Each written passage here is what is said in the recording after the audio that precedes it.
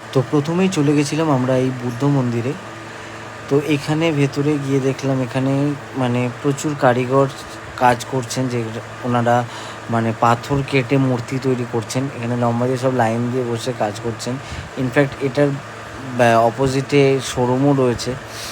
তো এই দেখো কত সুন্দর সুন্দর মানে গণেশ মূর্তি পাথর কেটে, পুরো একটা পাথরকে পুরো কাটে, কোনো জয়েন্ট নেই এতে।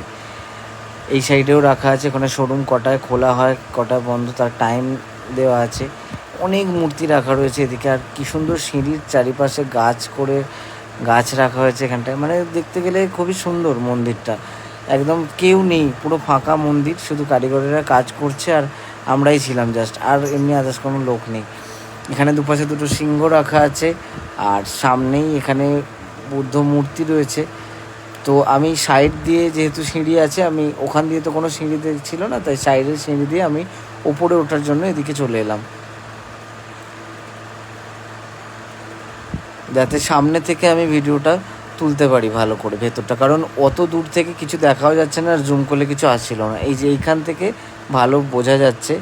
ভেতরে এত মূর্তি রয়েছে, এত কিছু রয়েছে। আসল কোনটা বুদ্ধ মূর্তি, মানে আসল মানে যেটার পুজো সেটা বোঝা যায়নি। আমি সাধারণত বুঝতে পারিনি, কারণ ওখানে অনেক অজস্র বুদ্ধ মূর্তি ছিল। আর খুব ভালো লাগছিল ভেতরটা। জাস্ট খোলা লাগলে ভেতরটা যদি যেতে পারতাম আরও ভালো লাগতো।